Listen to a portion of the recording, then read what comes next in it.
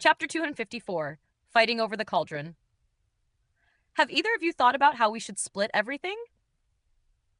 Qilin 17 asked as he licked his slightly dry lips. Let's take a look at what's in these jade vials in this jade box first, Qilin 9 said as he drew one of the white jade vials into his grasp before removing the stopper, and Hanli did the same with the other vial. An identical fragrance wafted out of both of the vials, and after just a slight whiff, Hanli's trio were all struck by a sense of comfort and reinvigoration. Each of the jade vials contained around a dozen yellow pills that were giving off a faint sheen. Hanli didn't recognize these pills, but his pill refinement experience told him that this was most likely a type of pill for advancing one's cultivation base, and its effects were definitely more potent than those of the Origin unifying pill. These are Dawn Luster pills, Qilin 17 exclaimed with a hint of elation in his voice. I'm guessing Ping Yaozi prepared these for himself? Qilin 9 replied with a nod.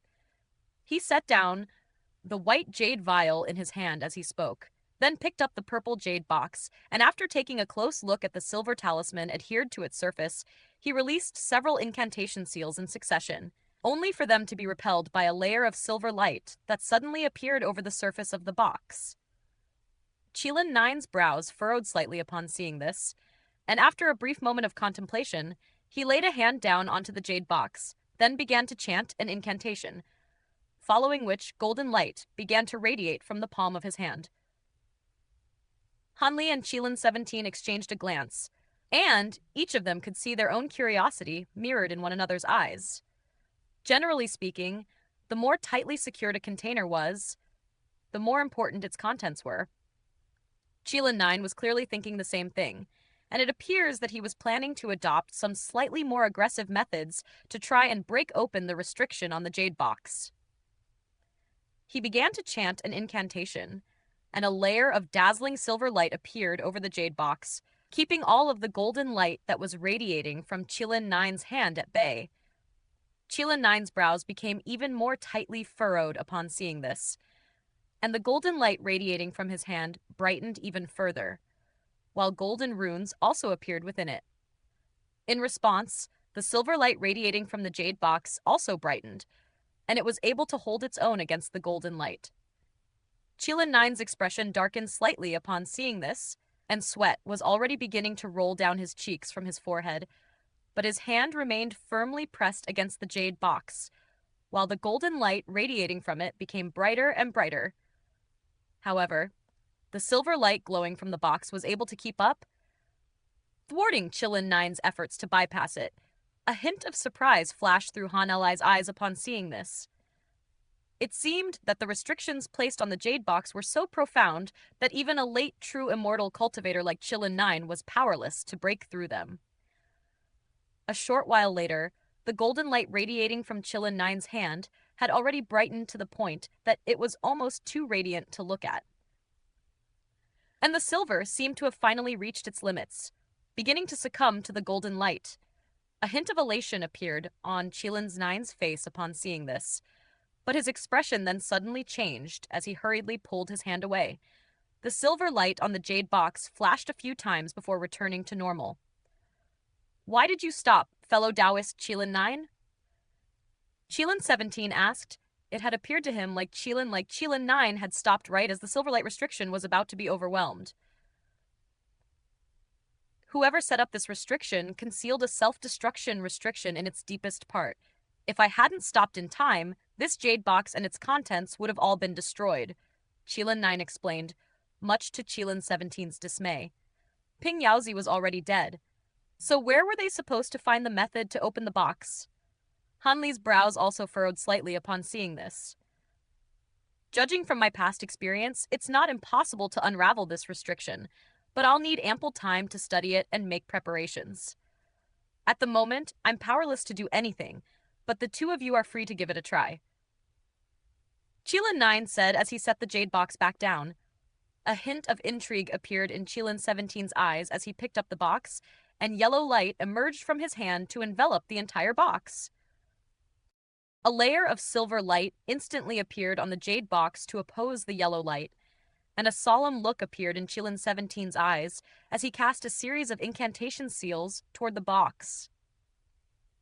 The silver light radiating from the box instantly brightened further to keep the incantation seals at bay, and after about 15 minutes, Qilin 17 was already beginning to sweat as he made a rapid series of hand seals, releasing threads of yellow light that enveloped the jade box. If one were to look closely, they would discover that the threads of yellow light were formed by countless yellow runes, and they were slowly suppressing the silver light on the jade box.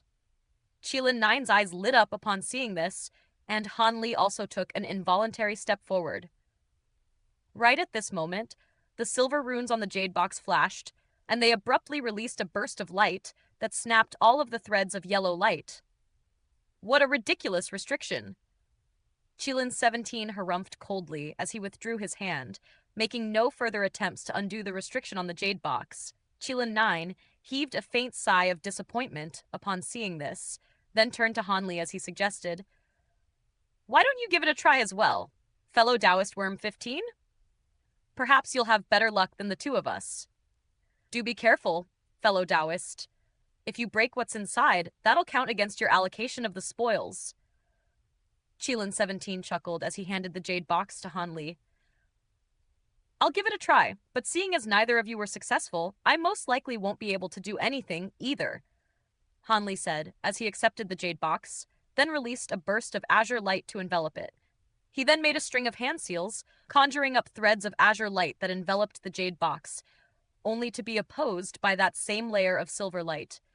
A short while later, the silver light on the jade box abruptly brightened, tearing all of the threads of azure light apart, and Han Li shook his head as he placed the jade box back onto the ground. "I can't do anything about this restriction, either." "In that case, let's not force it.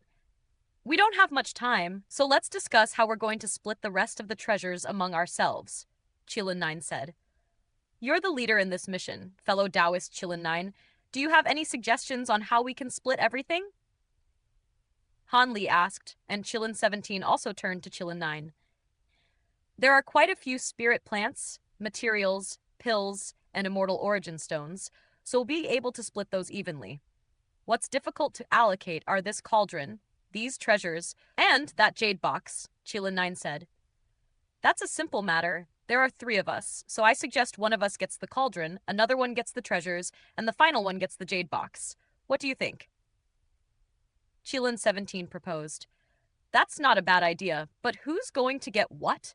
Qilin 9 asked. "I've always been very interested in pill refinement, so how about I take the cauldron?" Qilin 17 asked. "I also happen to have a keen interest in the art of pill refinement," Qilin 9 said as a meaningful smile appeared on his face, and Qilin 17's expression immediately darkened slightly upon hearing this.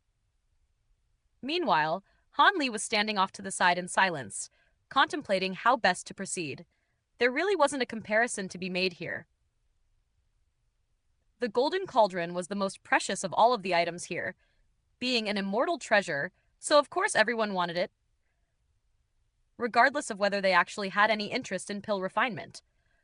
Han Li wanted to refine some pills in order to accelerate his cultivation in order to make a breakthrough as soon as possible, so he naturally wanted the cauldron as well. However, at the moment, he was merely observing and didn't verbally express his intentions. As he was sweeping his spiritual sense over the cauldron, he noticed that there seemed to have been something concealed within it. And this feeling was very similar to the one that he had gotten from that black saber previously in Fang Pan's protection.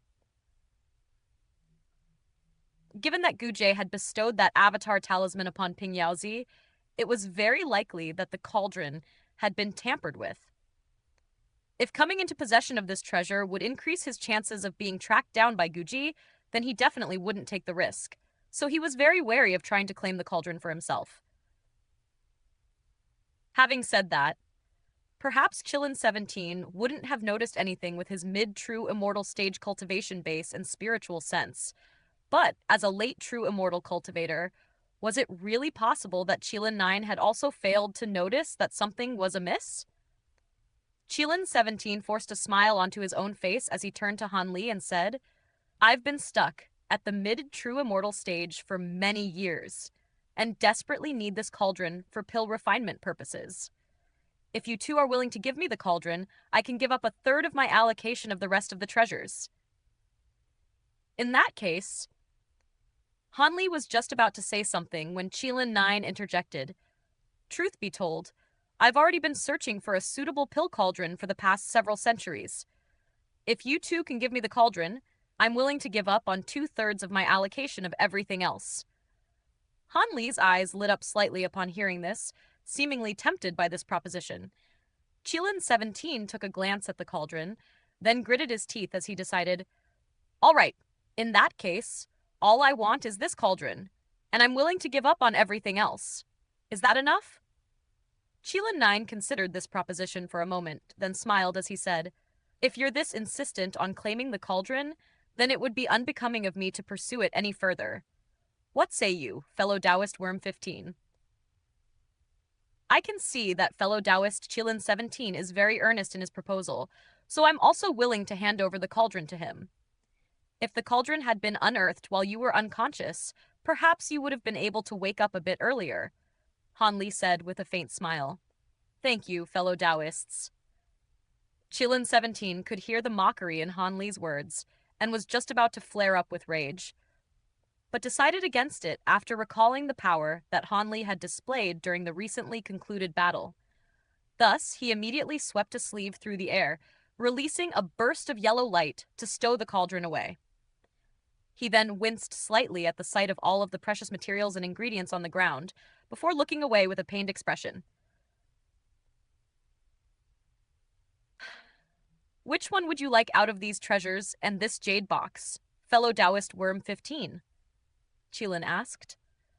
I lost 2 sets of flying swords during the battle just now, so I'd like to claim these treasures to replace them, Hanli replied. Aren't you cultivating water attribute laws at the moment, fellow Taoist Worm 15? All of these are metal attribute treasures, so they're not very suitable for you. In contrast, I just so happen to be using a metal attribute cultivation art. Speaking of the jade box, given the power restrictions placed upon it, it must contain something extremely precious, so how about you take it instead, fellow Taoist Worm 15? Qilin 9 proposed with a smile.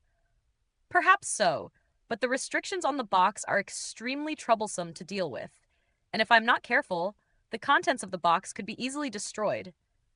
Out of the 3 of us, I think you're the one with the highest hopes of successfully opening the box, so I'll settle for those treasures instead, Hanli replied.